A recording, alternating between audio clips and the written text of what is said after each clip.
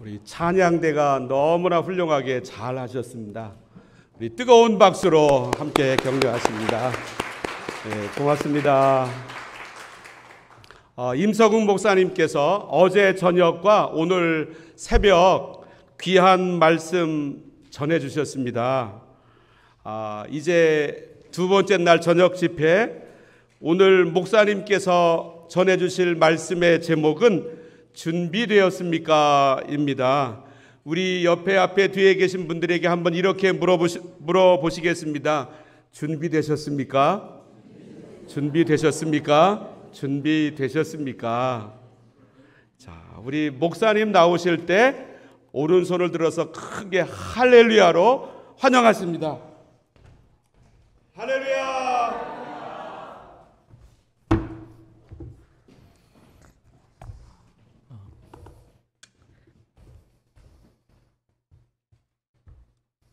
찬양대 보면서 느낀 생각이 참 가성비가 좋은 찬양대다.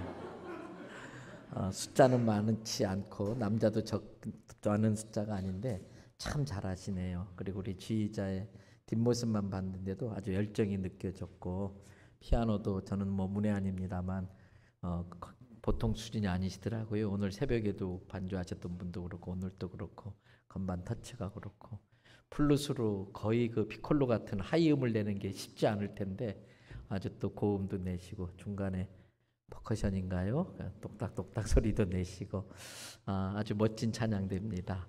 귀한 찬양으로 우리에게 은혜 끼쳐주시고 은혜 받을 수 있는 준비를 할 수 있게 해주셔서 감사드려요. 우리 아까도 박수했지만 한 번 더 하나님께 영광 올리고 수고 한번 드리고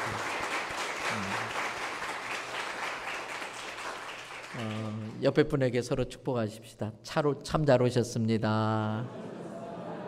오셨으니 은혜 받고 가시기 바랍니다. 하나님께 복 많이 받아서 복 나누어 주는 인생을 삽시다. 있는 곳에서 축복의 통로가 됩시다. 어제 저녁에 말씀드렸잖아요. 어떤 분은 영혼 없는 멘트는 기분만 나빠요.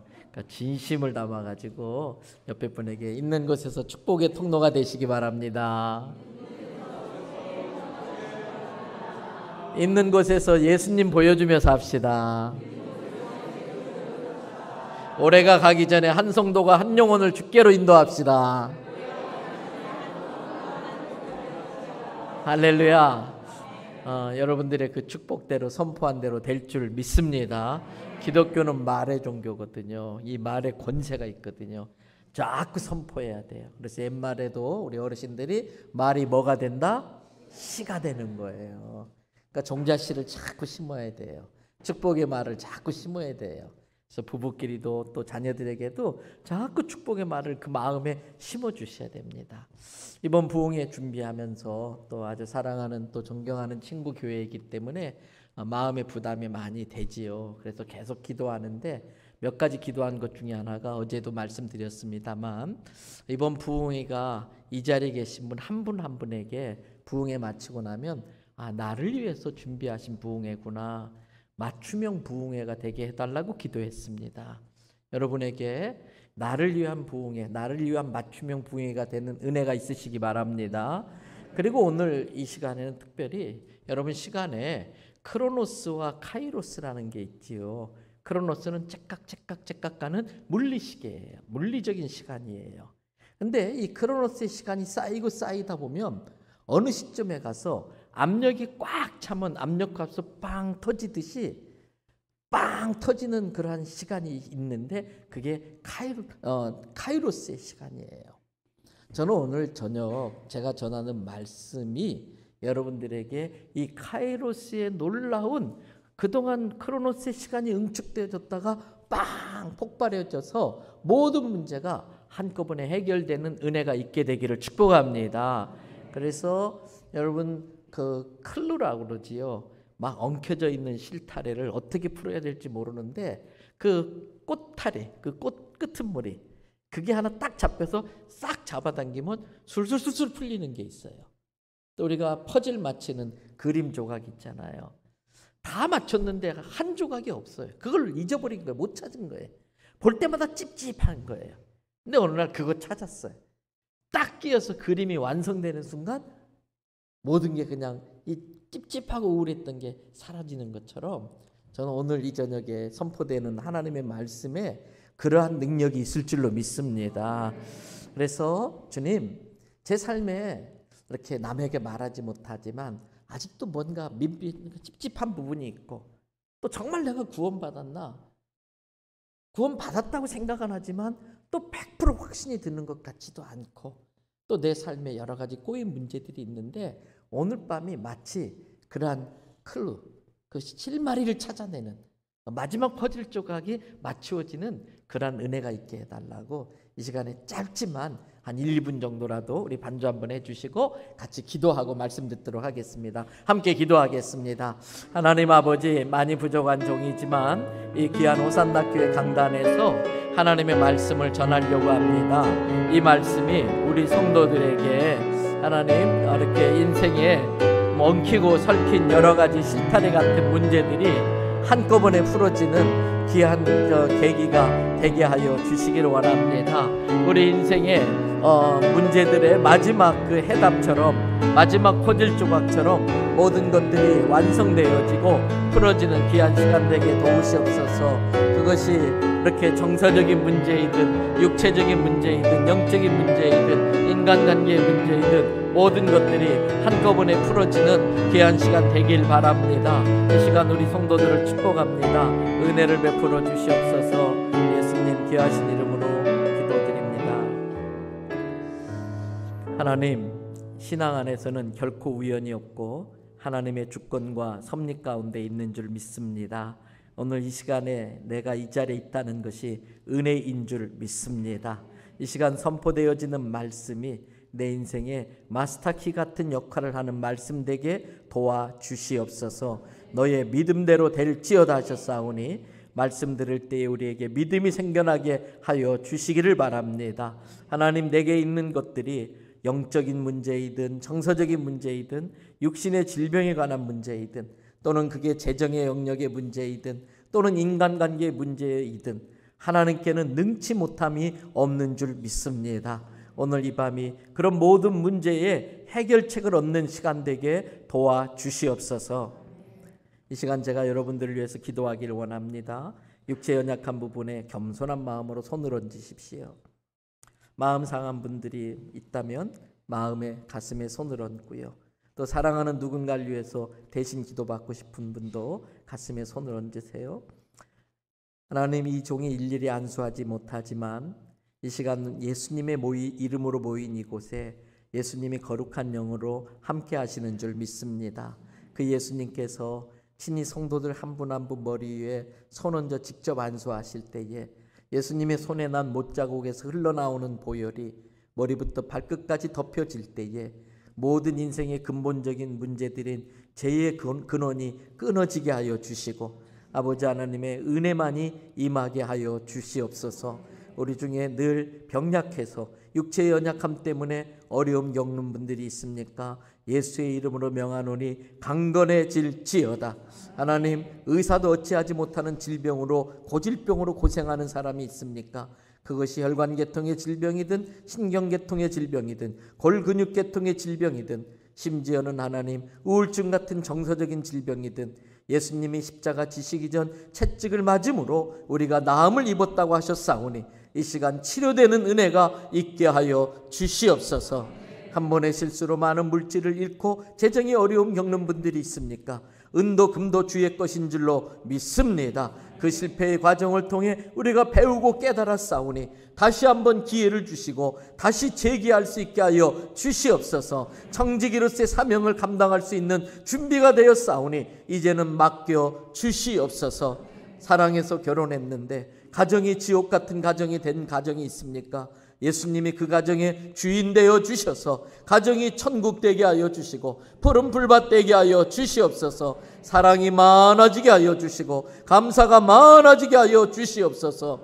하나님, 오늘 말씀 중에 성령으로 감동하여 주셔서 주의 음성을 듣고 깨닫게 하여 주시옵소서.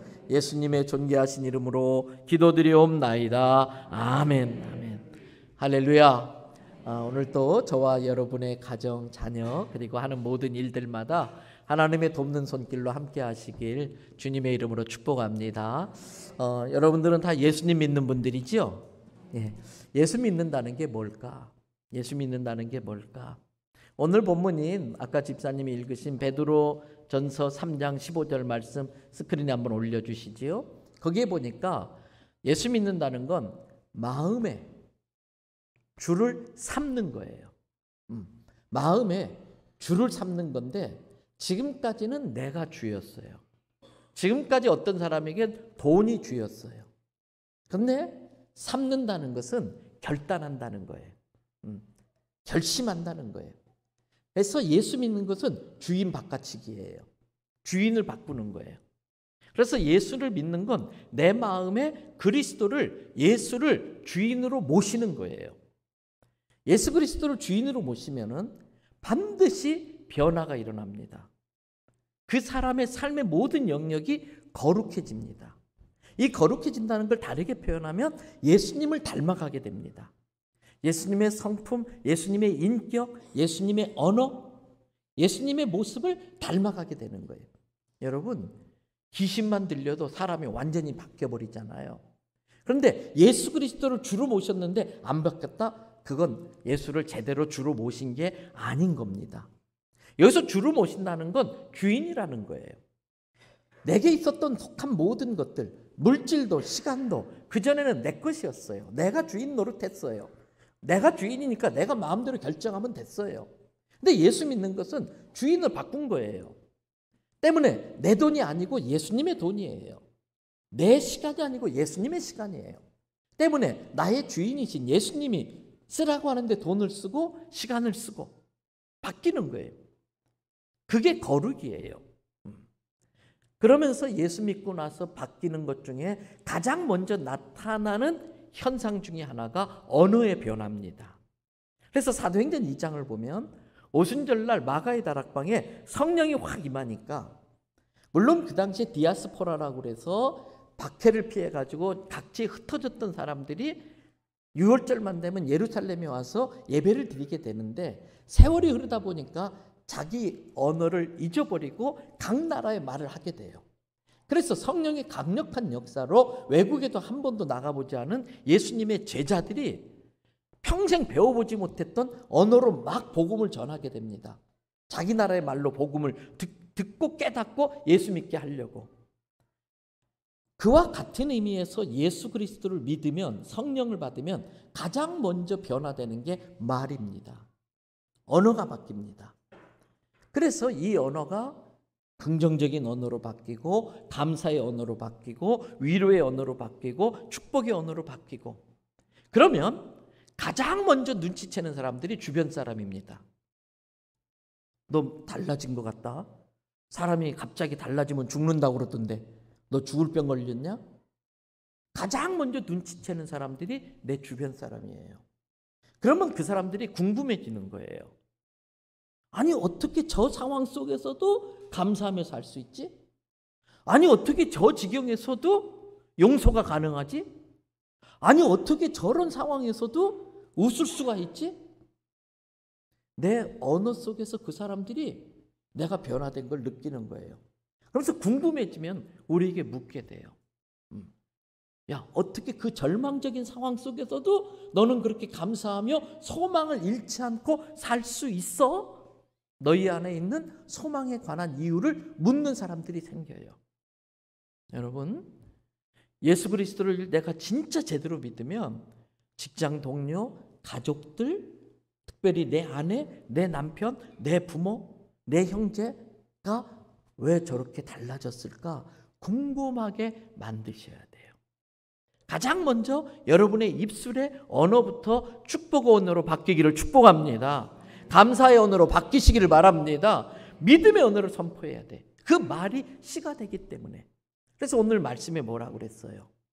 너희가 변화된 그 모습을 보고 너희 안에 있는 소망에 관한 이유, 어떻게 그렇게 달라질 수 있어? 그 소망에 관한 이유를 묻는 자들에게 대답할 것을 준비해야 돼. 그럼 우리의 대답은 하나예요. 내가 이렇게 바뀐 건 예수님 때문이야.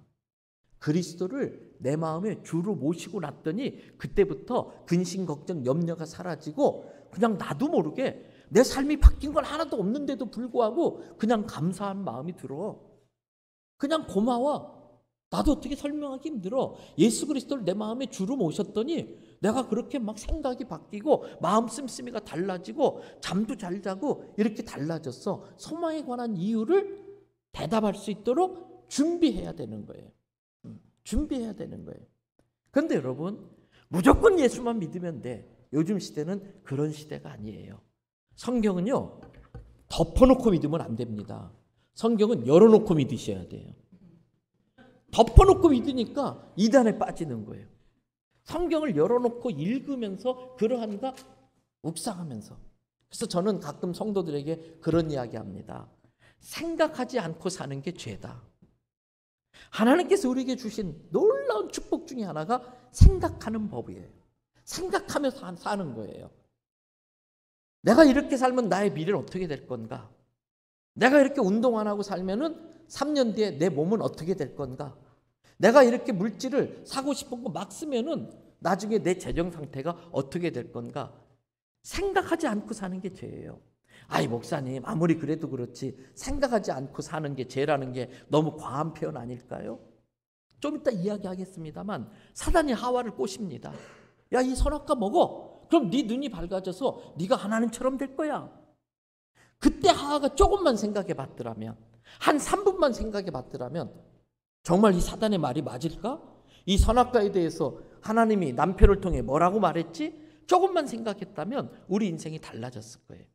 그런데 생각하지 않고 사단의 말을 그대로 받아들이면서 받아먹었어요. 많은 뉴스들, 이런 것들도 우리 그리스도인들은 성경적 가치관으로 필터링해서 받아들여야 돼. 정말 그게 진리일까? 이런 걸 다 생각해보고 살아야 되는 거예요. 때문에 여러분, 오늘 우리들이 무조건 덮어놓고 성경을 읽는 것이 아니고 예수 그리스도를 무조건 덮어놓고 믿으면 돼. 그러면 되는 게 아니고 왜 예수 그리스도가 우리의 주인이 되어야 되는가? 왜 예수 그리스도가 우리의 유일한 구세주인가를 논리적으로 잘 설명할 수 있어야 돼요. 여러분, 많은 분들이 그래요. 야, 기독교 너무 독선적이다. 예를 들어서 뭐 부산에서 서울 가는 게 걸어갈 수도 있고 비행기 타고 갈 수도 있고 자동차 몰고 갈 수도 있고 기차 타고 갈 수 있는 것처럼 천국 가는 것도 다양한 방법이 있지 않겠느냐. 너네 기독교인들은 예수를 믿어야만 천국 간다고 그렇게 독선적으로 이야기를 하느냐. 종교끼리 서로 막 손잡고 화해하고 그러면 좋지. 여러분, 환경운동이나 민주화운동이나 이거는 종교끼리 화합하면서 힘을 모아 하면은 좋아요. 그러나 구원의 길에 있어서만큼은, 구원의 방법에 있어서만큼은 절대 타협이 있을 수 없어요. 우리의 신앙은 오직 예수 그리스도만이 유일한 구원의 길인 줄로 믿습니다. 그래서 예수를 주로 삼은 거예요. 그런데 예수만이 유일한 길이라는 걸 좀 내가 이해할 수 있게 설명하도록 마음의 온유함과 두려움으로 준비하고 있어라. 이 말씀 다 같이 그래서 한번 지금 설명한 것을 베이스로 해서 다시 한번 읽어봅니다. 다 같이. 너희 마음에 그리스도를 주로 삼아 거룩하게 하고 너희 속에 있는 소망에 관한 이유를 묻는 자에게는 대답할 것을 항상 준비하되 온유와 두려움으로 하고. 그럼 어떻게 대답해야 될 건가? 오늘 제가 그 말씀 드리려고 하는 거예요. 왜 예수만이 유일한 우리의 구세주인가? 그걸 여러분에게 설명드리려고 그래요. 이미 좋은 목사님을 통해서 성경 공부를 통해 다 알고 있습니다만은 저는 부흥 집회 가면 이 설교를 반드시 합니다. 왜? 오늘 이 자리에 오신 분들이 지옥 가는 것은 저 책임이에요. 오늘 이 자리에 오신 분은 어떻게 왔든지 간에 한 명이라도 지옥 가면 저 책임이에요. 때문에 저는 지옥 가지 않고 천국 가는 수 있는 길을 여러분들에게 전해야 될 책임이 있어요. 그 다음부터 그걸 믿을 건가 말 건가 그때부터는 여러분 책임이에요. 전하지 않으면 제 책임이지만 전하고 난 이후부터는 여러분 책임인 거예요. 그래서 왜 예수 그리스도만이 유일한 우리의 구세주, 천국 갈 수 있는 분이신가를 설명하려고 그래요. 가장 중요한 게 뭔지 아십니까? 첫 번째, 성경책 가장 앞부분 맨 처음 피면 무슨 책이 나옵니까? 창세기가 나옵니다. 창세기 맨 앞에 1장 1절이 나옵니다. 스크린 말씀 올려주세요. 창세기 1장 1절. 뭐 다 외우시잖아요. 예. 안 돼요? 없어요? 아, 그래요? 예. 없으면 할 수 없지. 다 외우시죠. 창세기 1장 다 같이 시작. 태초에 하나님이 천지를 창조하신 새빨간 거짓말. 새빨간 거짓말. 아니면 참말. 둘 중에 하나입니다. 둘 중에 하나입니다. 다른 초이스 없습니다. 태초에 하나님이 이 세상을 만들었다. 엄청난 선언이에요. 근데 이것이 엄청난 사기일 수도 있어요. 말도 안 되는 거짓말일 수 있어요. 아니면은 참말일 거예요. 어정쩡한 건 없어요. 중간은 없어요. 선택하셔야 돼요. 때문에 창세기 1장 1절을 내가 진짜 확실히 100% 믿느냐 안 믿느냐로 모든 신앙이 갈라져요. 창세기 1장 1절을 믿으려고 노력하지만 실제로 믿어지지 않음에도 불구하고 동정녀 마리아가 아이를 낳았다. 죽은 나사로가 3일 만에 살아났다. 그걸 믿는다? 그건 거짓말이에요. 그러나 창세기 1장 1절을 믿으면 보리떡 5개 물고기 2마리로 5,000명 먹였다? 그건 식은 죽 먹기죠. 천지를 만드실 정도의 능력이 계신 분이라면 5,000명이 아니라 5만 명, 50만 명도 먹일 수 있을 줄로 믿습니다. 그러니까 창세기 1장 1절을 믿으면 성경 나머지가 다 믿어지는 것이고요. 창세기 1장 1절을 못 믿으면서 성경을 믿는다? 그건 거짓말이에요. 그러면 여기에서 가장 중요한 게 여러분 하나님이란 단어예요. 하나님. 예. 친절한 금자씨가 하나님을 딱 써줬어요. 여러분 어떤 전도를 하다 보면 사람들이 그래요. 야, 나 하나님 믿고 싶어. 그런데 하나님이 진짜 계신가 나한테 증명해봐. 하나님이 계시다는 걸 증명해 보이면 나 하나님 믿을게 그렇게 말을 해요. 굉장히 그럴듯하잖아요. 그런데 여러분 뇌과학이 발달돼 가지고 뇌학자들이 요즘 발표하는 것들을 보면은 평범한 인간들은 평생 살면서 자기 뇌 기능의 3에서 4% 정도밖에도 못 쓰고 죽는데요. 가장 IQ가 뛰어났다고 하는 아인슈타인 박사님 같은 경우에 뇌 전체 용량의 11에서 13% 정도 썼다고 그렇게 주장하는 학자들이 있어요. 만약에 우리 뇌의 능력의 100%를 쓰는 사람이 있다 그러면 그 사람은 어떤 사람일까요? 정말 어마어마한 IQ가 계산이 안 되겠지요. 그런데 여러분 여쭤볼게요. 나라는 존재가 클까요? 하나님이란 존재가 있으면 하나님이란 존재가 클까요? 네. 그렇게 고민해야 될 문제인가요, 이게? 네. 나라는 존재가 클까요? 하나님이란 존재가 클까요? 당연히. 그러면 나라는 존재가 이렇게 있어요. 그럼 하나님이란 존재는 이렇게 있겠지요. 평범한 인간들은 하나님에 대한 인식, 하나님을 이해하는 데 있어서 아무리 해도 요 정도 3, 4%밖에 알지 못해. 아인슈타인 같은 사람은 요만큼 알 수 있겠지요. 만약에 정말 뇌의 모든 능력을 100% 다 쓴다고 한들 그 사람은 이만큼 하나님에 대해서 이만큼 알 거예요. 그러면 나머지 이 부분에 대해서는 인간의 한계로, 인간의 능력으로는 알 수가 없는 거예요. 알 수 없다는 것과 없다고 하는 건 다른 거예요. 모른다는 것과 없다는 건 다른 거예요. 근데 내가 모른다는 것 때문에 없다고 부정해버려요.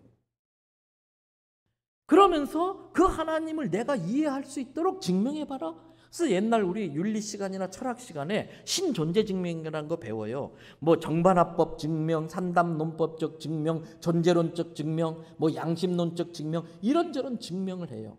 그럼 보세요. 나에 의해서 증명되어지는 존재는 나보다 작기 때문에 나에 의해서 증명되어지는 거예요. 나에 의해서 증명되는 존재는 나보다 작기 때문에 증명될 수 있는 거예요. 나보다 큰 존재는 절대 내가 증명해 낼 수가 없어요. 때문에 아셔야 됩니다. 하나님은 믿음의 대상이지 이해의 대상이 아니에요. 네가 하나님의 존재를 증명하면 내가 하나님을 인정할게. 내가 이해되면 내가 믿을게. 이해되면 믿을게.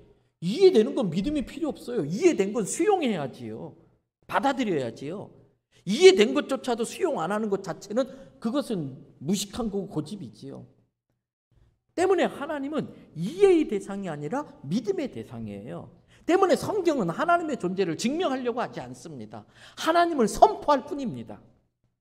다만 하나님께서 우리에게 하나님의 존재를 우리가 깨달을 수 있도록 몇 가지 장치를 해놨는데 그걸 일반 계시라고 그래요. 두 가지의 장치가 예를 든다면 첫째는 자연의 섭리, 자연의 법칙입니다. 그래서 유명한 철학자한테 제자가 왔습니다. 선생님 같은 위대한 학자가 어떻게 증명도 되지 않는 하나님의 존재를 믿을 수 있습니까? 스승님, 하나님의 존재를 내가 깨닫게 해주시면 제가 믿겠습니다. 그 스승이 아무 말도 안 하고요. 화분 하나 하고 씨 하나 줬어요. 자네 이 화분에다 이 씨를 씹고 1년 뒤에 나를 찾아오게. 1년 뒤 그 제자가 찾아왔어요. 꽃이 활짝 핀 화분을 들고 선생님 무슨 말씀인지 알겠습니다. 요만한 씨앗이 심겨져서 싹이 나고 이렇게 푸른 잎이 나고 이렇게 예쁜 꽃이 피는 이 과정을 보면서 이건 절대 우연이 아니고 이런 모든 시스템을 준비해 놓은 하나님이 준비해 놓은 존재가 있다는 걸 제가 인정할 수 있게 되었습니다. 그러니까 그 스승도 위대하고 그걸 깨달은 제자도 위대한 거지요. 아이를 낳아서 키워보면 신비 그 자체입니다. 계절이 바뀌고 꽃이 피는 것 그 하나하나를 조금만 생각해보면, 그래서 아까 생각하지 않는 게 죄라고 그랬어요.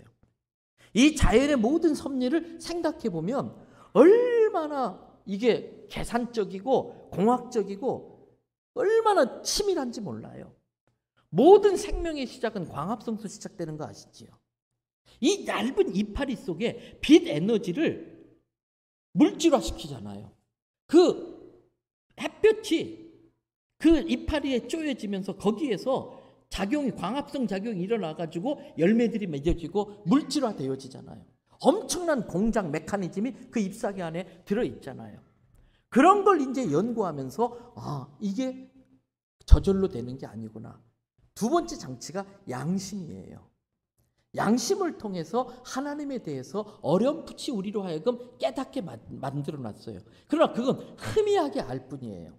그런데 그러한 장치를 통해서 내가 조금만 더 생각해 보니까 이 세상은 절대 우연히 생겨날 수 없고 놀라운 지혜가 아주 치밀한 설계도와 계획을 세워가지고 만들었구나.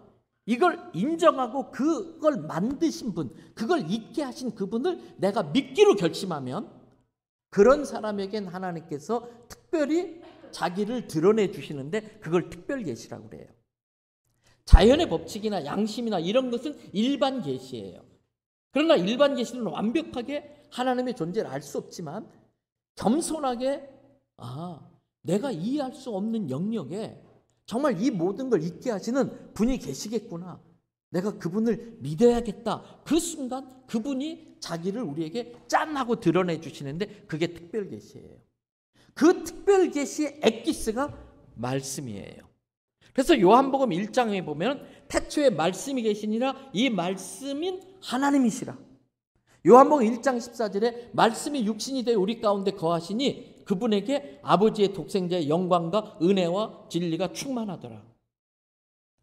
그래서 하나님이 계시다는 걸 갖다가 우리 인간에게 알려주고 깨우쳐 주시는 게 이 하나님의 말씀이에요. 그 하나님의 말씀에 가장 첫 출발 모든 걸 응축해가지고 한 문장으로 딱 집약한 게 창세기 1장 1절이에요. 태초에 하나님이 천지를 창조하시니라. 그러면 여러분 진화론과 창조론의 근본적인 차이는 뭡니까? 생명의 시작이 어떻게 됐느냐의 싸움이에요. 생명의 시작이 어떻게 됐느냐? 그러면 진화론은 뭐예요? 가장 과학적이어야 될 진화론이 생명의 시작을 어떻게 설명합니까? 결국은 무에서 유, 생명 없는 것에서 생명 있는 걸로 바뀌었다는 거예요. 그리고 생명 없는 게 생명 있는 걸로 바뀌면서 그게 환경에 맞추어서 진화하다 보니까 인간까지 왔다는 거예요. 이것은 우리가 인정도 안 되지만 어쨌든 놔두고, 그러면 생명의 시작을 진화로는 뭐라고 합니까? 전제가 있습니다. 우연히. 설명이 안 되니까 우연이란 표현을 쓰는 거예요. 그건 어떻게 증명도 안 되고 설명도 안 돼. 그러나 어떻게 됐든 그게 빅뱅이든 막 압력에 의해서든 열에 의해서든 시간에 의해서든 생명 없던 게 우연히 생명이 생겨났고 그 생명이 진화돼서 이렇게 왔다는 거예요. 그 생명의 시작을 기독교는 내가 설명할 수 없고 증명할 수 없지만 이 자연에 돌아가는 섭리나 원리를 볼 때는 이러한 정말 정밀하고도 기가 막힌 피조물인 기가 막힌 이 생명체를 디자인하고 만드실 분이 있다는 걸 우리는 인정하자는 거예요. 그것은 이해의 단계가 아니라 믿음의 차원이에요. 이해의 차원이 아니라 믿음의 차원이에요. 생명의 신비를 어떻게 우리가 다 이해합니까? 이거는 그 생명이 있게 된 원인에 대한 믿음의 차원이에요. 그래서 하나님의 존재는 이해의 대상이 아니라 믿음의 대상이고, 믿기 시작하는 순간 하나님은 많은 진리들을 우리에게 알려주시는 것이지요. 그런데 여러분, 이 믿음이 얼마나 대단하냐. 자, 우리 성경 읽으신 권사님, 집사님, 어머니 함자가 어떻게 되세요? 어머니 이름이? 윤자, 윤춘화 여사님. 진짜 어머니 맞아요? 진짜로? 태어날 때 봤어요? DNA 검사 확인했어요? 어떻게 믿어요, 그런데? 우리 찬양 인도하신 분, 아버지 함자가? 얘가 아는 분하고 이름이 동명이인이시네. 네. 진짜 아버지 맞아요? 진짜로? 태어날 때 봤어요? DNA 검사 하셨구나. 근데 어떻게 믿어요? 그렇게 똑같이 비스무리한 사람은 대한민국에 수천 명도 더 많아요. 여러분의 어머니가 진짜 어머니 맞습니까? 어떤 특별한 경우 아니면 DNA 검사 안 해요. 근데 우리 한 번도 의심 안 했어. 내가 너 낳았어. 그 어머니 말을 뭐 한 거예요? 믿은 거예요. 믿은 거예요. 태초에 하나님이 천지를 창조하시니라.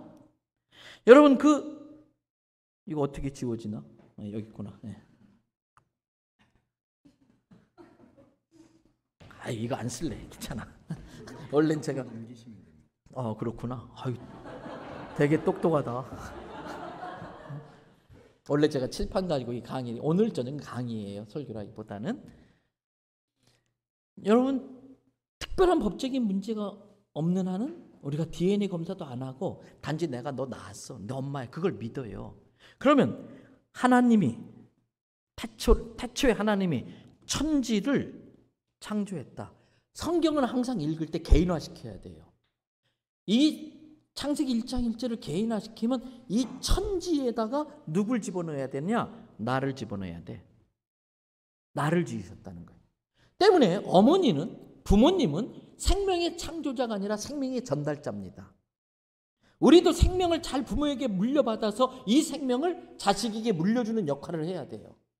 그러면 이 생명이 물려지는 그 과정을 거꾸로 올라가면 생명의 시작이 있을 거 아니에요.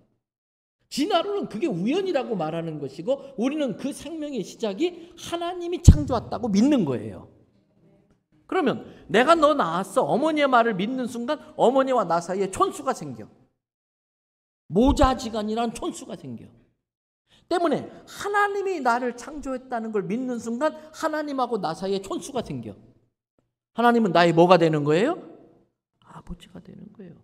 그래서 교회 처음 나오는 사람들이 되게 이해 안 되는 게 다 아버지가 똑같아. 다 성이 하나님 하시오.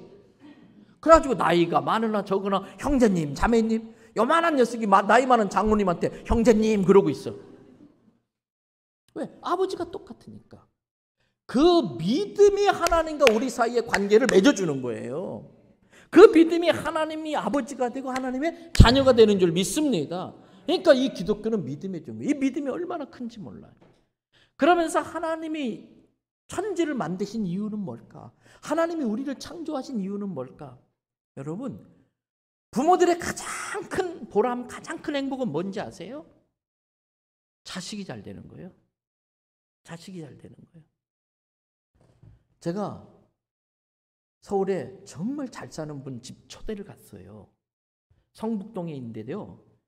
그 당시 꽤 오래전인데 그 집 앞에 딱 갔더니 철문, 이만한 철문이 찡 열려.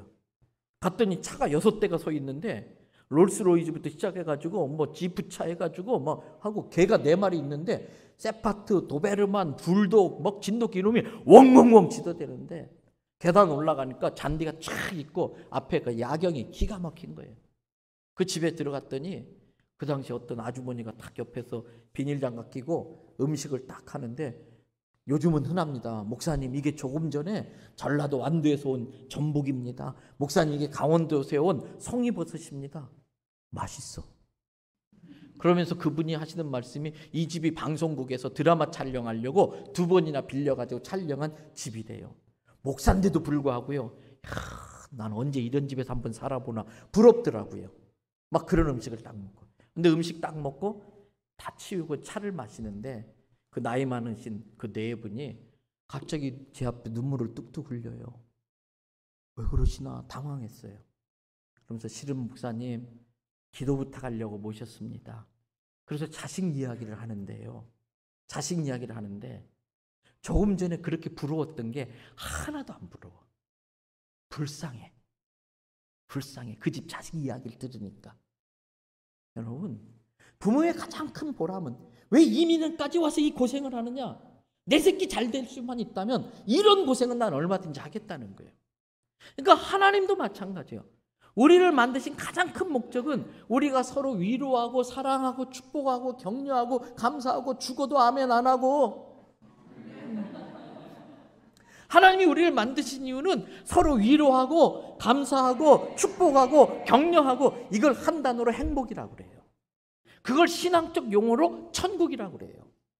그래서 예수님이 우리가 죽어서 가는 분명한 천국이 있습니다마는 또 다른 천국이 있는데, 천국이 여기 있다 저기 있다 하지 마라. 천국은 어디에 있다? 너희 안에 있느니라. 예수 그리스도를 마음의 주로 삼아서 주님이 통치하면 거기가 하나님 나라가 될 줄 믿습니다. 그러면서 우리가 천국을 살길 원하는 거예요. 하나님은 이 땅에 사는 동안 천국을 살며 원하는 거예요. 그래서 이거를 행복이라고 그래요. 또는 천국이라고 그래요. 천국이라고 그래요. 그래서 이걸 보면서 하나님은 너무나 행복해 하시는 거예요. 그런데 문제가 생겼어요. 하나님의 사역을 돕는 영적 존재들이 있는데 그걸 천사라고 그래요. 그 천사들 중에서 대빵천사가 셋이 있었어요. 잘 아시는 것처럼 가브리엘 천사, 미가엘 천사, 루시퍼 천사가 있었어요. 그런데 그 중에 루시퍼 천사의 마음속에 교만이 들어가요. 그러면서 하나님의 자리를 탐내요. 하나님이 받으시는 영광을 자기가 가로채고 싶은 거예요. 그래서 하나님을 배신했습니다. 그래서 하나님 앞에 징계받아가지고 쫓겨났습니다. 그게 영적인 존재입니다. 뭐지요? 그게 사탄이에요. 사탄이에요. 그리고 그 루시퍼 천사장, 루시퍼가 하나님을 반역할 때에 옆에서 같이 도왔던 쫄병 천사들이 있는데 그것들이 귀신들이 되는 거예요. 귀신들. 그래서 영어로는 세이튼이라고 그러고 한자 표현으로는 마귀라고 그래요. 마귀. 그리고 그 밑에 같이 쫄병 천사들. 그래서 성경에 보면 마귀나 사탄은 항상 단수형으로 나와요. 귀신들은 복수형으로 나와요. 그래서 여러분 주적을 잘 하셔야 돼. 대한민국의 주적은 저 북한 공산군입니다. 우리 신앙의 주적은 뭐예요? 사마귀예요. 그런데 이 마귀는요, 특징이 회개할 줄을 몰라. 그러면서 여전히 하나님의 영광에 대한 목마름이 있어. 이것들도 나름대로. 그러면서 그 하나님의 영광을 가로채려고 그러는 거예요. 그래서 이들이 쓰는 수법이 있는데 거짓말입니다. 거짓말. 그래서 성경에서는 사단의 이름을 갖다가 무엇의 아비라고 그랬어요? 거짓의 아비다. 그러면서 사단은 거짓말을 가지고 어떻게 하느냐?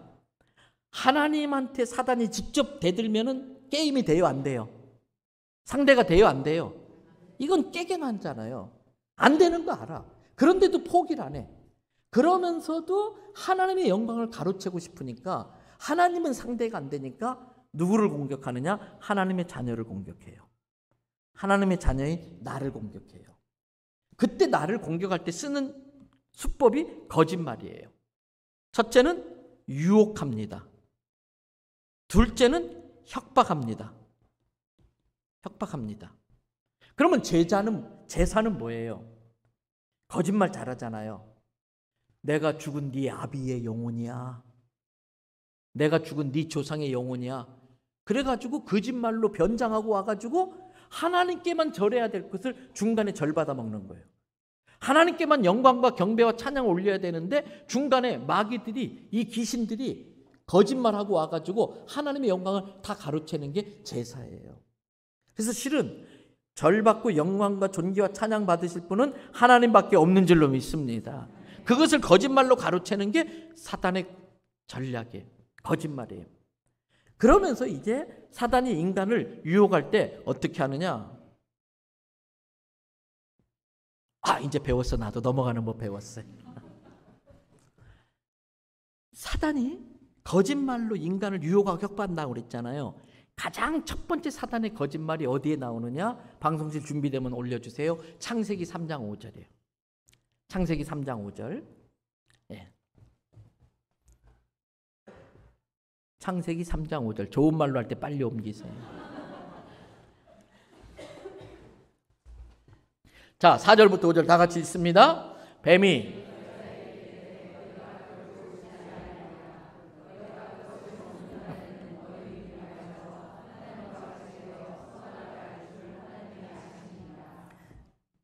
사탄이 뱀의 형상으로 여자한테 와가지고, 야 하와야, 사단이 아주 교활한 게 아담한테 갔으면요, 아담은 야 이 새끼 시끄러 임마 그랬을 거예요. 근데 여자는 또 다르거든요. 정이 많거든요. 사랑이 많거든요. 그러니까 사단이 와가지고, 하와야, 너 하나님이 왜 선악과 따먹지 말라고 했는지 너 알아? 알아야 돼요. 왜? 아담에게 분명히 하나님 말씀하셨거든. 근데 하와가 왜 그랬을까? 여자의 특징은 호기심이 많거든요.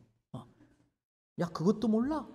네가 그거 따먹으면 네 눈이 쫙 밝아져서 누구처럼 된다? 하나님.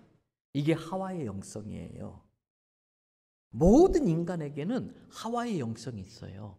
모든 인간에게는요, 자기가 하나님 되고 싶은 욕구가 있어요. 여러분, 뭐가 죄냐? 열이 나고 두통이 생기고, 이건 감기가 아니고 감기 증상이에요. 독감의 증상이에요. 그 열이 나고 두통이 나고 하는 것은 그 속에 독감 바이러스가 있기 때문이에요. 근데 우리는 자꾸 해열제를 먹고 진통제를 먹고 이거는 증상만 처방하는 거예요. 그럼 병이 점점 더 깊어지는 거예요. 이 근본적인 것을, 독감 바이러스를 잡아내야 되거든요. 교육이나 문화, 정치, 경제, 이 모든 것들은 사회에 나타난 재해 현상들만 어떻게 해결해 보려고 하는 시스템이에요. 그렇게 많은 범죄가, 죄악이 벌어지는 근본적인 죄의 원인을 해결하지 않고는 증상 처방해가지고는 해결이 안 되는 거예요. 때문에 우리는 이 시간에 죄가 뭔지를 분명히 알아야 돼. 하나님이 천지를 지으실 때는 정해놓은 위치가 있습니다. 맨 위에 모든 영광 경배 받으기 합당한 하나님이 계세요. 그리고 바로 그 아래는 하나님의 형상으로 지음받은, 하나님의 형상으로 지음받았다는 것은 영적인 존재로 지음받았다는 거예요. 그래서 하나님과 우리가 영적인 차원으로 교제가 가능한 거예요. 개나 소나 돼지는 영적 존재가 아니기 때문에 하나님의 존재를 인식할 수가 없어요. 그러나 우리는 영적으로 지음받았기 때문에 하나님에 대한 존재를 어렴풋이 인식하게 돼. 그게 양심이에요. 그래서 그 밑에 인간이 있어요. 인간이 있어요. 하나님 형상으로 지음받은. 그리고 그 바로 밑에 자연이 있어요. 물질이 있어요. 그래서 존재 자체만으로도 하나님이 계신 걸 인간들에게 깨닫게 해주고, 존재 자체만으로도 하나님의 영광을 드러내는 거예요. 여기 몬트롤에 핀 모든 들꽃들, 내리는 눈들, 더 떠다니는 구름, 모든 건 하나님 여기 계시다, 하나님 이렇게 위대하시다, 하나님 영광 받으소서, 지금 그 하나님 찬양하고 있는 걸 우리가 아셔야 돼. 그러면서 인간의 삶을 돕는 거예요. 그럼 보세요. 하와야, 인간에게 말하는 거예요. 네가 자연, 물질을 이용하면, 그걸 따먹으면 네 눈이 밝아져 네가 누구처럼 된다? 하나님처럼 된다. 그러면 내가 하나님처럼 딱 내가 올라가. 그런데 인간의 특징은 너는 그대로 있어. 그러면 나 밑에 너가 있어. 남편이 아내한테 하나님 노릇해요. 힘센 사람이 힘 약한 사람한테 하나님 노릇해요. 또 마귀는 이 물질을 이 하나님 자리로 끌고 올라가라고 그래요. 이거를 우상이라고 그래요. 우상이라고 그래요. 물질이 하나님 자리에 가면은 물질이 하나님 자리에 올라가면 물질 밑에 인간이 있어. 때문에 물질이 하나님이니까 물질을 위해서는 인간을 죽여도 돼. 물질이 하나님이니까. 그래서 만능이란 단어는 하나님께만 붙일 수 있는 단어예요. 만능이란 단어는 하나님께만 붙일 수 있는 단어인데 마귀의 거짓말에 속으면 물질에다가 만능을 붙여. 물질이 너를 하나님으로 만들어준다. 그러면 하나님이란 의미는 뭘까? 인간에게 있어서 하나님의 의미는 내 마음대로 하고 싶은 대로 할 수 있는 능력을 갖춘다, 그 뜻이에요. 내가 하나님 된다는 것은 내가 하고 싶은 대로, 내 욕구대로, 내 본능대로 내가 하고 싶은 거 마음대로 할 수 있는 거, 그게 하나님이에요. 근데 실제로는 자기 힘으로 돼요, 안 돼요? 안 되니까 물질을 이용해서 자기 마음대로 하고 싶은 거예요. 물질 가지고 사람을 조종하고 너 이리 와 저리 가, 너 나한테 무릎 꿇어. 그래서 인권 탄압이 가능한 거예요. 그래서 노동력 착취가 가능한 거예요. 인간이 하나님의 자리에 올라갔다. 이걸 전문적인 용어로 인본주의라고 그래요. 인본주의. 인간이 모든 것의 근본이다. 아니요. 모든 것의 근본은 하나님의 말씀인 줄로 믿습니다. 모든 것의 근본은 하나님이 돼야 되는데 자기가 근본이 된다는 거예요. 시작이 된다는 거예요. 생명의 창조가 본이에요. 근본이에요. 생명의 근본이 하나님이라고 믿는 게 기독교 신앙이라면, 인본주의는 모든 것의 시작이 나로 말미암는다, 나로 시작된다, 이게 인본주의예요. 그러면서 인본주의의 끝은 뭔지 아십니까? 내가 하고 싶은 대로 뭐든지 마음대로 할 거야. 그게 쾌락주의입니다. 쾌락주의. 내가 하고 싶은 거 마음대로 할 거야. 근데 내가 하고 싶은 거 마음대로 하려는데 실제로 나는 그런 능력이 있어요, 없어요? 없으니까 무슨 힘을 이용하려고 한다고? 물질. 그래서 물질 만능주의. 그래서 물질이 자기를 하나님처럼 만들어주기 때문에 물질을 위해서라면 다른 사람의 생명도 뺏어. 다른 사람의 인권도 막 짓밟아. 그래서 앞으로의 시대는요, 두 가지입니다. 이게 뭐 철학적으로 거창하게 막 표현할 필요 없어요. 앞으로의 시대는 두 가지예요. 하나님을 죽었다고 하고 하나님을 무시하고 부정하고 인간이 하고 싶은 대로 살겠다. 인본주의의 끝은 쾌락주의입니다. 그리고 인간의 쾌락을 만족시키는 데 절대 필요한 요소가 물질 만능 중에. 근데 여러분 아십니까? 쾌락주의의 끝은요, 성적인 타락입니다. 성적인 타락의 끝은요, 유아강간입니다. 어린애하고 성적 관계를 맺는 거예요. 성적인 타락의 끝은 수간입니다. 짐승과 그 짓을 하는 겁니다. 그런데 그게 맨정신으로 될까요, 안 될까요? 잘 안 되는 거예요. 쾌락을 느끼고 싶은데, 끝까지 가고 싶은데 가라앉으니까 그때 이용하는 게 마약입니다. 그래서 여러분, 말세라고 그럴 때에 다른 게 말세가 아니에요. 하나님의 창조 질서가 깨지는 거예요. 그게 대표적인 게 동성애예요. 그리고 그것이 끝까지 가는 게 성적인 타락이에요. 그게 맨정신으로 안 되니까 짐승의 정신으로 가야 되기 때문에 마약을 이용하는 거예요. 그래서 여러분, 아프리카에서 원숭이들이 국제회의를 연 거 뉴스 보셨어요? 원숭이들이 아주 심각하게 국제회의를 열었는데 그 국제회의의 주제가 뭔지 아십니까? 왜 인간들은 자꾸 우리들을 보고 자기들의 조상이라고 하느냐?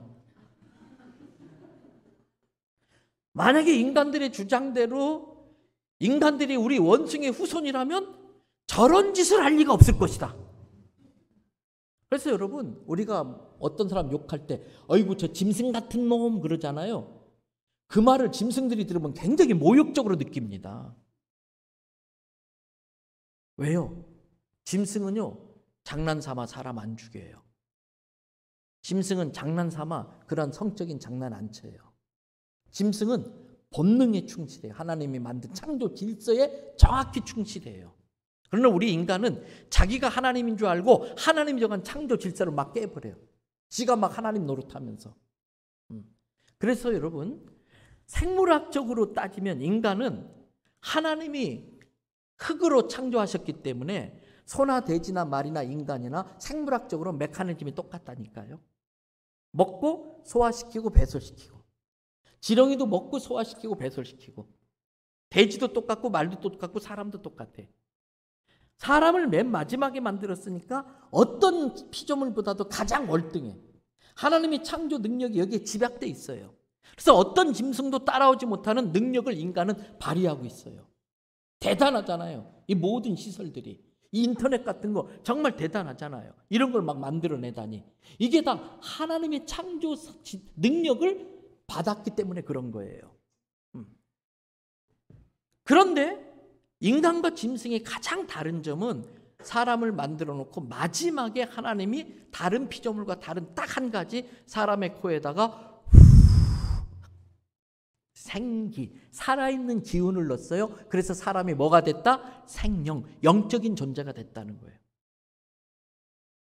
그것이 하나님, 인간, 물질 그 위치에 올라갈 수 있는 이유인 거예요. 그런데 이 영은 하나님의 영이기 때문에 이 영의 특징은 거룩입니다. 거룩입니다. 이 거룩은 완벽한 거룩이에요. 근데 마귀 거짓말에 속아서 자기가 하나님 되려고 하나님이 정한 질서를 깨버리는 거예요. 그게 죄예요. 하나님이 정한 위치를 벗어나서 자기가 하나님 되려고 하는 게 죄예요.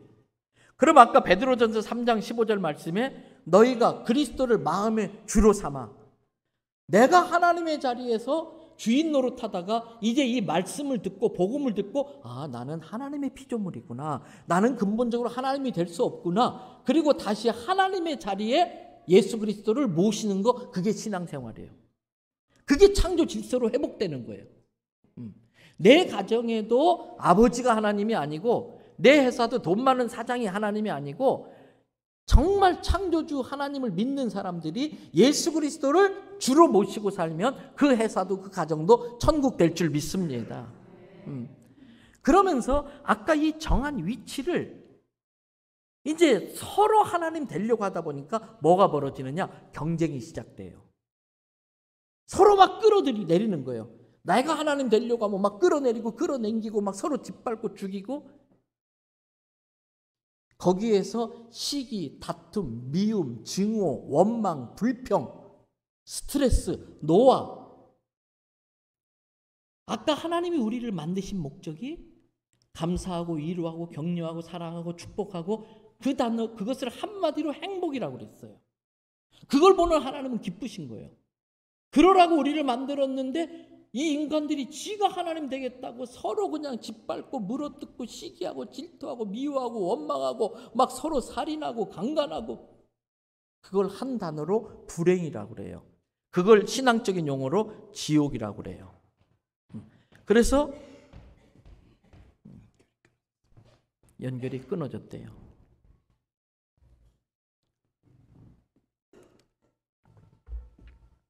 그래서 하나님의 통치가 끊어진 상태, 그게 지옥이에요. 그래서 여러분들이 신앙생활 하면서 교회 나오고 예배 드리지만 실제 내 삶 속에서 그리스도가 주로서 나의 모든 삶을 주인으로 통치하고 있느냐? 그러면 천국이에요. 지금에 대해 상황과 환경에 상관없이 감사하며 기뻐하며 살 수 있고요. 그러나 여전히 내가 주인 노릇하고 그러면은 능력도 안 되는 주제에 자기가 자기 인생을 책임지려고 하는 거, 그것처럼 위험한 게 없어요. 자식을 키우면서도요, 자식 사랑하는 것도 깊이 생각해 보셔야 돼. 네.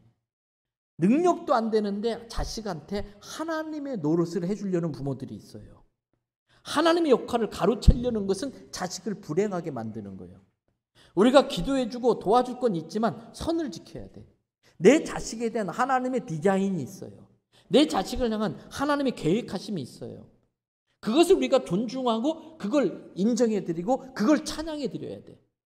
그러면서 내 아이로 하여금 영혼이 정말 주님을 주로 모실 수 있도록 가이드 역할을 해야 돼. 이게 부모가 해야 될 가장 큰 역할이에요. 내 아이에게 신앙을 유산으로 물려주는 것.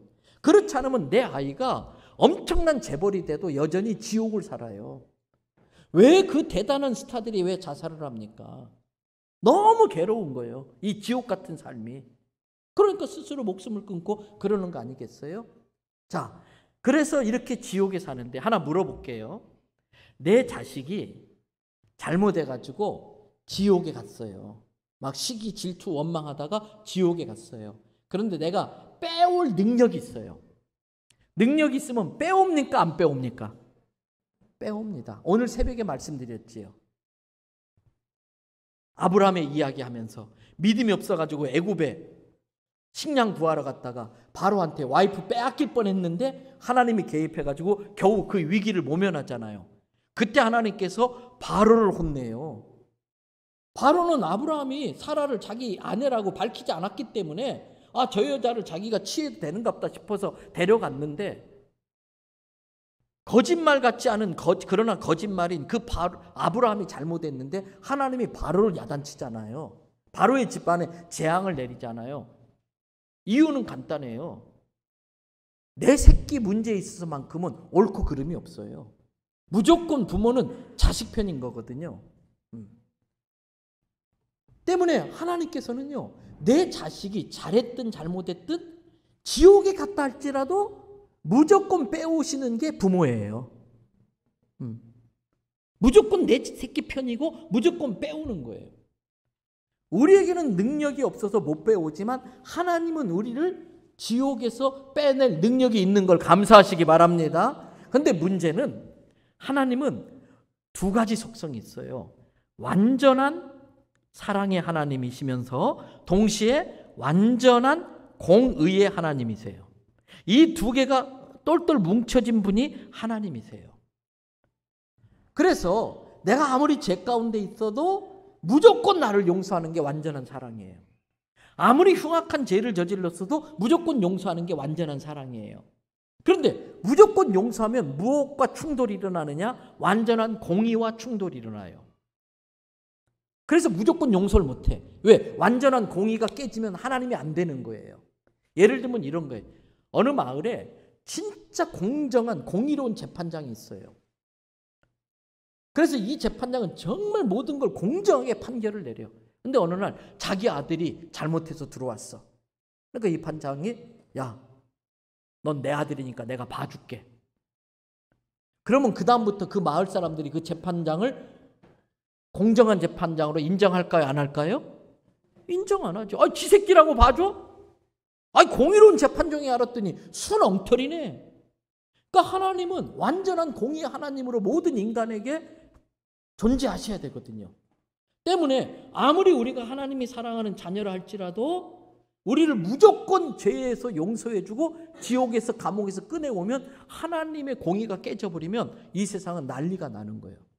하나님의 존재가 없어져 버리는 거예요.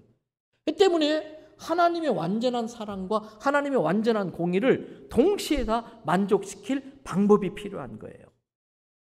그래서 천지를 창조할 능력이 있는 하나님께서 놀라운 결단을 합니다. 가장 위험한 모험을 합니다.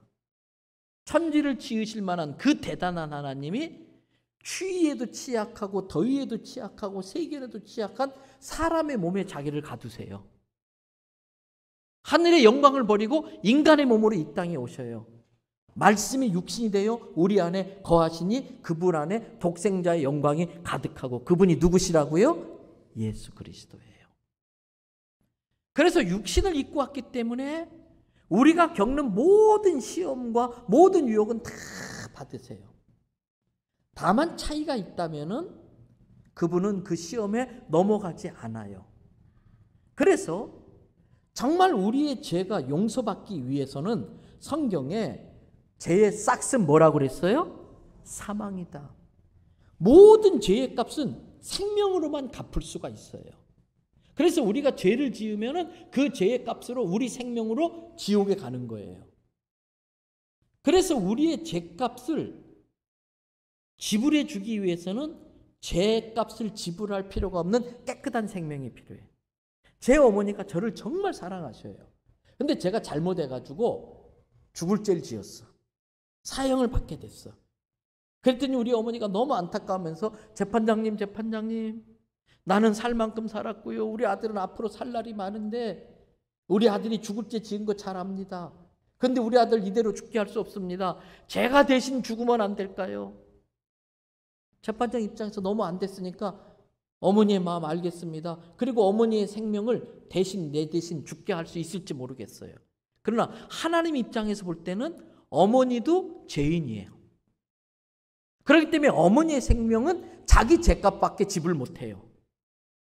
내 죄값을 지불해주고 싶은 그 마음은 충분히 이해가 되는데 내 죄값을 지불할 만큼 여분의 생명이 없어.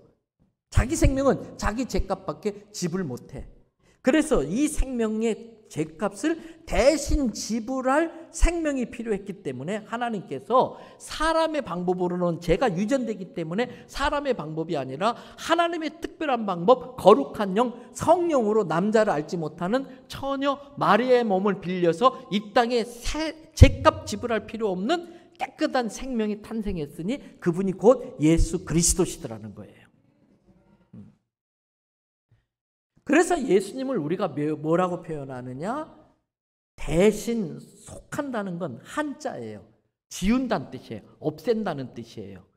대신 죄를 갖다가 담당한다 그런 뜻이에요. 그래서 예수님을 대속제물이라고 그래요. 하나님과 우리 사이에 원수되었다. 이걸 화해시켜야 된다. 그래서 예수님을 화목제물이라고 그래요. 그래서 구약시대에는 죄를 지면요. 양을 한 마리 갖고 와요. 그래서 제사장한테 고백을 해요. 그러면 양이 손을 얹어서 이 사람의 죄를 다 뒤집어 씌워요. 그리고 그 양을 각을 떠요. 오늘 새벽에 말씀드린 것처럼 번째로 뜨는 거예요.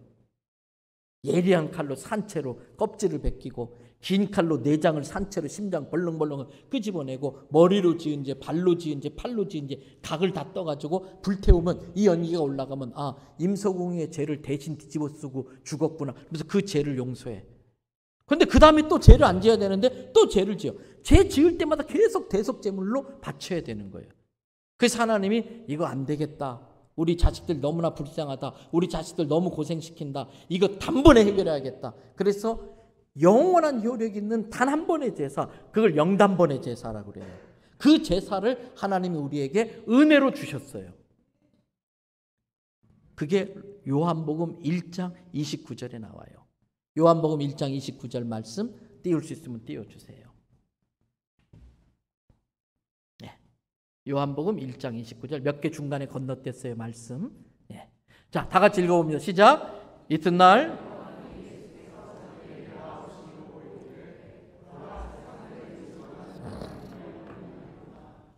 자, 아담과 하와가 죄를 딱 짓고 나자 가장 먼저 했던 것 중에 하나가 뭐냐면요.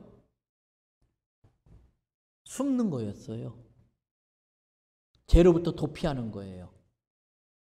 그 숨은 그들에게 하나님이 찾아오니까 그 다음 한 일이 뭐냐면요. 떠넘기기예요. 하나님이 이 여자가 먹으라고 그래서 가정의 화평을 위해서 안 먹을 수 없어서 먹었어요. 여자한테 뒤집어 씌워. 그러고도 안 되니까 그들이 한 짓이 뭐냐면은 큰 나무 잎사귀로 치마 만들어가지고 부끄러운 부분을 가리고 다녀. 선악과 따먹는 순간 눈이 밝아지긴 밝아졌는데 뭘 봤느냐? 자기의 수치를 보고 남의 흉을 보는 거예요. 얼레리 꼴레리 그러는 거예요. 근데 저놈도 나한테 얼레리 꼴레리 하겠네? 그러니까 얼른 자기의 수치를 가려. 그러면서 남의 얼레리 꼴레리 그러고 다녀. 나는 내 거 가렸으니까 나는 의롭다고 생각하고. 근데 햇빛을 하루 종일 찌고 다녔더니 이 잎사귀가 어떻게 돼버려요? 바스락 다 부서져 버려. 효력이 없는 거예요. 그 꼴을 본 하나님이 아이고 저것들 불쌍하다. 그래가지고 죄 없는 양을 갖다가 잡아가지고 가죽옷을 만들었어요. 그게 창세기 3장 21절에 나와요. 그 가죽옷을 지어다가 아담과 하와에 주는 거예요. 입으라고. 입으면 그 나무 잎사귀는 하루 만에 햇빛 받아서 부서지지만 그 가죽옷은 죄 없이 생명을 바친 가죽옷이기 때문에 영원한 효력이 있는 거예요. 문제는 안 입으면 소용없어.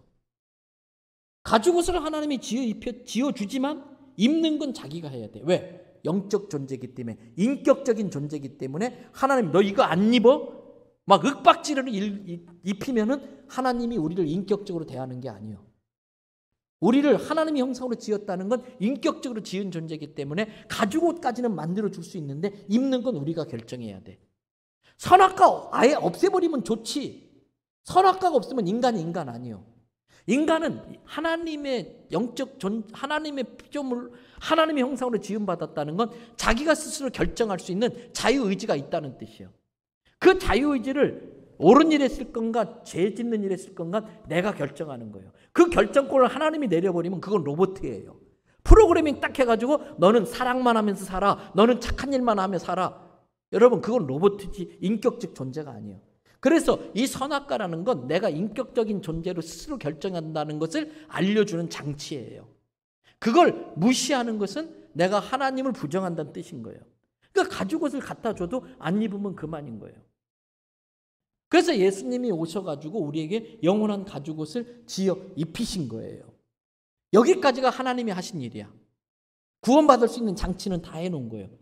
그 다음부터 가죽옷을 입을 건가 말 건가 내가 결정해야 돼. 창세기 1장 1절을 믿을 건가 말 건가 내가 결정해야 돼. 그러면 이제 이야기 하나 하고 마무리해 가볼게요. 예를 들면 이런 거예요. 어떤 집에 세상에 하나밖에 없는 도자기가 있어요. 이 도자기는 만드는 법도 몰라. 세상에 하나밖에 없는 너무나 아름다운 도자기인데 도자기 시가가 값이 안 나올 정도예요. 이 몬트리올에 있는 아파트를 다 팔아도 살까 말까 할 정도로 엄청난 도자기가 우리 집에 갑으로 물려오고 있어. 얼마나 좋을까? 이걸 애지중지했는데 어느 날 직장에 갔다가 딱 왔더니 초등학교 5학년 다니는 아들놈이 이 도자기를 박살을 내버렸어. 이 장로님 어떡하실래요?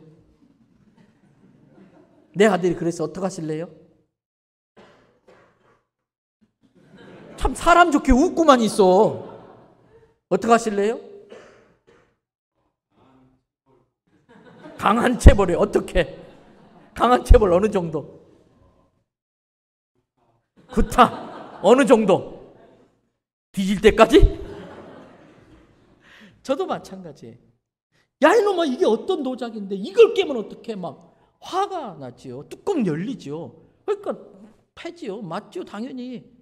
근데 어느 정도 두들길까요? 뒤지지 않을 만큼.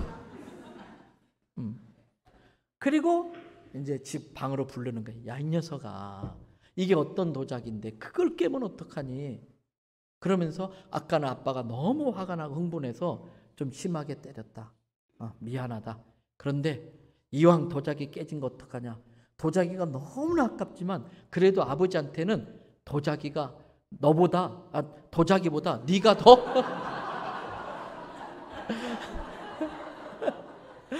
도자기보다 네가 더 귀하다. 그리고 딱 한마디예요.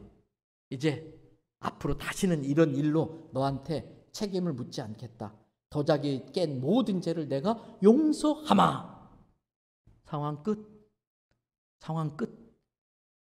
근데 갑자기 이 녀석이 아빠 그거 진짜지? 임마 진짜지. 그래? 알았어 조금만 기다려봐. 지방에 갔더니 컴퓨터 끼고 따다다다다 찍 프린트 하나 해왔어.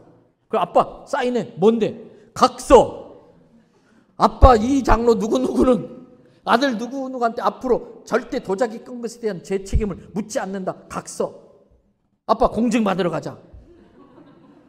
그럴 필요 있어요 없어요? 없어요.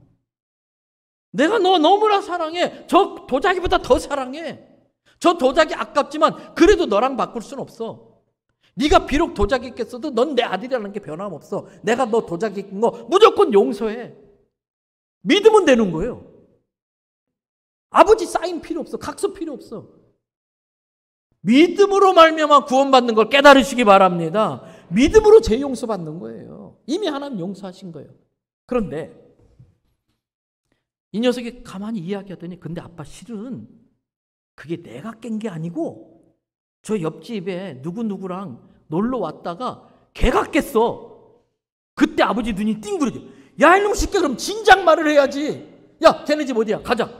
띵똥띵똥 벨 누르고 그때부터 난리 납니다. 손해배상 청구 들어가고 재판 들어가고 난리 납니다. 조금 전에는 다 용서할게 끝. 근데 여기는 용서가 돼요 안 돼요? 그걸 누가 용서해요? 손해배상 받아야지. 무슨 차이요? 어려운 거 물어봐요 지금? 무슨 차이요? 내 새끼냐 아니냐 그거요. 내 새끼냐 아니냐 그거요. 창세기 1장 1절을 믿는 순간 하나님이 내 아버지 될 줄 믿습니다. 때문에 우리가 때로는 못된 친구한테 속아 넘어가는 것처럼 마귀의 거짓말에 속아 하나님을 부정하고 떠날 수 있어요. 못된 짓 하고 다닐 수도 있어요. 감옥에 갈 수도 있어요. 그러나 하나님은 단 한 번도 날 포기한 적 없어. 한 번도 날 잊은 적이 없어. 어떻게 부모가 자식을 잊어요? 우리 교회 성도 한 분이요. 한 20년 전에 자식이 실종됐어. 아직도 죽었는지 살았는지 몰라. 늘 그분의 얼굴엔 그늘이 있어요. 늘 그냥 기도할 때마다 눈물이 있어요. 다른 자식 다 잘 됐어도 그게 소용이 위로가 안 돼. 하나님은 우리를 한 번도 포기한 적 없어. 잊은 적이 없어. 감옥 간 자식일수록 더 애틋해하는 거예요. 때문에 내가 어떤 죄 가운데 있다 할지라도 하나님이 내 아버지임을 변함이 없는 걸 믿으시기 바랍니다. 그리고 그것은 각서가 필요 없어. 용서는 받아들이면 성립되는 거예요. 가죽옷을 암만 갖다 줘도 입지 않으면 효력이 없는 것처럼 용서를 아무리 해줘도 내가 믿음으로 안 받아들이면 효력이 없는 거예요. 믿는 순간 다 용서가 되는 거예요. 자, 또 이 녀석이 도자기를 깨고 겁이 나니까 일단 나갔어 집 밖으로. 그리고 밤이 되도록 못 들어와. 그래가지고 길거리 가로수 밑에 앉아가지고 훌쩍훌쩍 울고 있어. 지나가던 아저씨가 야 너 누구네 김씨네 아들 누구 아니냐. 예 아저씨. 야 임마 왜 여기서 이 늦은 밤에 울고 있어. 실은요 제가 도자기 깨가지고요 무서워서. 아 이놈의 자식 큰 사고 쳤네. 네 아버지가 얼마나 자랑하는 도자기인데 그걸 깨면 어떻게 이놈아 꼴밤한데 쾅. 그리고 야 이왕 깬 거 어떡하냐. 아저씨가 다 용서할게 들어가. 아저씨가 다 들어가. 말이 돼요 안 돼요? 그러나 그 아저씨가 집에 들어가라는 말은 맞아요 틀려요? 맞아요. 여러분 공자 아저씨 말도 옳은 말이 있어요. 부처 아저씨 말도 옳은 말이 있어요. 그러나 용서할 자격은 없어요. 부처님이 참 겸손해요. 석가모니가 그분에게 물었어요. 제자가 석가모니님 죽으면 우리가 어떻게 됩니까? 불교의 근본적인 내생관은 뭔지 아십니까? 석가모니가 대답하기를 이 세상에 있는 문제들도 다 해결 못해서 인생이 고달프거든. 인생이 고해인데 죽은 이후의 문제까지 뭘 끌어다가 고민하고 걱정하냐. 나는 죽음 이유는 모른다. 불가지론자입니다. 여러분 우리가 살면서 뭐 소크라테스의 철학도 배워야 되고 공자님 말씀도 논어 삼경도 읽어야 되고요. 사서 삼경도 읽어야 되고요. 그렇지만 우리 죄를 용서할 수 있는 분은 우리 생명의 주인이신 하나님밖에 없는 줄 믿습니다. 자, 또 이 애가 아침에 딱 아버지가 다 용서한다 그랬는데 일어났는데 애가 안 보여. 안 보여. 어디 갔지 봤더니 책상에 편지 한 통이 있어. 뭔가 딱 봤더니 아버님 전상서. 도자기를 깬 불효자식이 무슨 염치로 이 집안에 남아있겠습니까? 제가 어떻게 해서든 도자기를 구해가지고 오겠습니다. 그리고 가출했어. 도자기 구할 수 있어요 없어요? 그러면 가출한 죄가 커요? 도자기 깬 죄가 커요? 그렇지요. 지금도 교회 밖에는 자기가 의롭고 가지고 도자기를 만들 수 있는 줄 알고 만들지도 못하는 도자기 구하겠다고 그렇게 설레발치고 다니는 불쌍한 인생들이 얼마나 많은지 몰라. 도자기 깬 죄보다 더 큰 것은 하나님의 사랑을 받아들이지 않는 거예요. 도자기 깬 죄보다 더 큰 것은 하나님의 용서의 사랑을 믿지 못하는 거예요. 내가 도자기도 아깝지만 그래도 네가 더 귀해. 네가 더 너를 더 사랑해. 그걸 믿지 못하는 죄가 더 큰 죄예요. 여러분 다른 게 죄가 아니라니까. 거짓말하고 싸우고 미워한 게 죄가 아니라 하나님의 용서와 하나님의 사랑을 믿지 않는 게 더 큰 죄인 거예요. 자, 그 다음 날 딱 일어났는데 이 녀석이 아침마다 그렇게 깨워도 안 일어났다는 녀석이 지가 알아서 일어났네. 주방에 딱 갔더니 어젯밤 피곤해서 설거지거리 놓고 그냥 잤는데 설거지가 삐까뻔쩍하게 설거지돼 있네. 아버지가 출근하려고 봤더니 구두가 딱 반짝반짝 닦여서 딱 나란히 놓여졌네. 이게 뭐지 그랬더니 이 녀석이 그렇게 맨날 꾀임만 하고 텔레비만 본 놈이 지가 알아서 공부하고 있네. 그걸 전문용어로 따라하세요. 철들었네. 그날 밤 생각한 거예요. 야, 내가 생각해 보니까 정말 대형 사고 쳤구나. 근데 아버지가 이렇게 날 용서하셨는데 얼마나 감사한지. 그래도 내가 부모님 기뻐하는 것 좀 해야겠다. 그래서 각오를 한 거예요. 결심을 한 거예요. 그리고 부모님이 기뻐하는 게 뭘까? 아, 내가 공부하는 거지. 잘 되는 거지. 지가 알아서 공부하는 거예요. 여러분, 여러분들이 정말 하나님의 은혜를 알면요. 철이 듭니다. 자식이 성숙해서 부모의 은혜를 알면요. 부모의 사랑에 감사할 줄 알고 철이 드는 거예요. 그럼 나는 철든 성도인가 아직도 철부지 성도인가 그걸 생각해 봐야 돼. 정말 하나님의 은혜를 깨달으면요. 우리가 철든 성도가 돼야 돼. 그래서 하나님이 기뻐하는 게 뭔지를 알아서 해야 돼. 시키면 일꾼입니다. 알아서 하면 헌신입니다. 그러면 하나님이 정말 기뻐하는 게 뭘까? 어떤 집에 10남매를 두고서 혼자 홀로 그 10남매를 키운 할머니가 계셨어. 10남매가 다 잘 됐어. 그런데 몇 년 전에 셋째 아들이 사업하다가 부도 나가지고 쫄딱 망했어. 근데 이 할머니가 팔순잔치를 하게 된 거예요. 80세 생일이 돼가지고 팔순잔치를 하는 거예요. 그 셋째는 어디 간지 연락도 안 되고 그래서 나머지 9명이 돈을 모아가지고 막 노래방 기계도 갖다 놓고 막 사회자도 불러놓고 막 팔순잔치를 신나게 하는 거예요. 이 할머니는 잔치상에 파지고 아이고 그래 고맙다 아이고 고맙다 감사하다. 그런데 틈만 나면 병풍 뒤에 가서 울어. 틈만 나면 그러고 나와. 왜 그럴까요? 누구 생각나서? 셋째 생각나서. 진짜 효도는 팔순잔치 할 돈 모아가지고 셋째 찾아서 다시 재기하라고 사업자금 대주고 어머니 모시다가 셋째까지 데려다가 된장찌개 끓여 먹는 게 진짜 효도예요. 우리는 구원받았다고 주일마다 예배드려요. 주일마다 하나님 앞에서 잔치해. 그 잔치를 하나님은 기뻐하시지만 여전히 하나님은 아직도 이 몬트리올에 수많은 가출한 자식들, 아직도 거짓말에 속아가지고 시기와 질투와 사단의 거짓말에 속아서 물질의 힘을 의지해서 자기가 하나님 되려고 저렇게 몸부림치고 있는 저 자식들을 볼 때마다 하나님 가슴이 미어 터지는 거예요. 철든 자식은 진짜 어머니가 생각하는 건 셋째 아들이 돌아오는 거구나. 그걸 알고 찾아가서 전도하는 거예요. 누군가가 전도를 했기 때문에 여러분들이 지금 이 자리에 있어요. 여러분, 요즘 저는 기도할 때마다 같은 기도를 계속 반복해요. 제 자신에게 인식시키고 싶어서. 젊은이들은 잘 모를지 모르겠어. 그러나 어르신들은 알 거야. 살 때는 인생이 지루할 수 있어요. 살 때는 인생이 참 길다고 느껴져. 근데 지나간 시간은요. 눈 깜짝 새예요. 제가 지금 64세인데 마음은 30살이라니까요. 그 30년이 도둑 맞은 것 같아. 그러면 지금까지 살아온 시간보다 앞으로 남은 시간이 짧아요? 길어요? 아무리 100세 시대라도 100세 시대 사는 건 어쩌면 저줄 수도 있어요. 몸 아파가지고 100세 살아서 뭐해? 쓸 돈도 없는데 100세까지 그거 버티려면 얼마나 끔찍해. 오래 사는 게 중요한 게 아니에요. 잘 사는 게 중요한 거예요. 남은 시간이 훨씬 더 짧아요. 그러면 순식간에 지나가. 어느 날 하나님 앞에 딱 서서 내 인생을 정리해야 될 때가 있어요. 그때 하나님 앞에 뭘 내놓을 거예요? 저는 올해가 가기 전에 여러분 때문에 예수 믿고 구원받아서 옆자리에서 같이 예배 드리는 사람이 있게 되기를 축복합니다.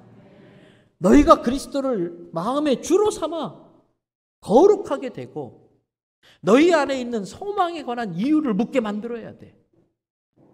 아줌마, 이 민생을 고달픈데 어떻게 날마다 그렇게 싱글벙글 웃어요? 내가 볼 때는 아줌마가 나보다 훨씬 더 가난한데 우리 집 파출부하면서 뭐가 그렇게 좋다고 맨날 감사 그러고 다녀. 그럴 때의 소망에 관한 이유를 묻는 자에게 대답할 게 있어야지. 저도 옛날에 죽어버리고 싶었어요. 저도 옛날에 다 갈라쓰고 싶었어요. 근데 호산나 교회 다니는 내 아는 분이 나를 호산나 교회 가자고 그래서 거기 가서 허 목사님 설교 듣고 예수님 어떤 분인지 알고 예수님 마음에 주로 삼았더니 그때부터 지옥 같은 내 인생이 천국으로 변화했어요. 내 영혼이 은총 입어 중한제쯤 벗고 보니 그 어디나 하늘나라인 거예요. 초막이나 궁궐이나 하늘나라인 거예요. 예수 믿는 특권, 예수 믿는 은혜.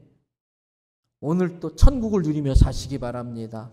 예수 그리스도가 왜 우리의 유일한 구세주인지 분명한 확신과 소망을 가지고 사시기를 주님의 이름으로 축복합니다. 마지막 정리합니다. 그러나 육신을 입고 사는 데는 한계가 있어요. 그래서 그 육신을 뛰어넘을 수 있도록 영적 세계의 힘을 우리에게 허락하셨는데 그게 성령의 능력이에요. 때문에 구원받은 사람은 반드시 성령님을 경험하시고 성령님을 의지하시고 성령님의 인도함을 따라가야 돼. 그러면서 그 성령과 함께 또 하나 준 키가 있는데 그게 기도예요. 성령과 함께 또 하나 준 선물이 있는데 육신을 입고 사는 동안 천국 갈 때까지 변함없는 믿음으로 갈 수 있도록 준 두 개의 놀라운 선물이 성령과 기도할 수 있는 자격이에요. 너희가 내 안에 거하고 내 말이 너희 안에 가면 무엇이 있는지 원하는 대로 구하라. 그러면 받은 줄 믿으라 그랬어요. 함께 기도하겠습니다.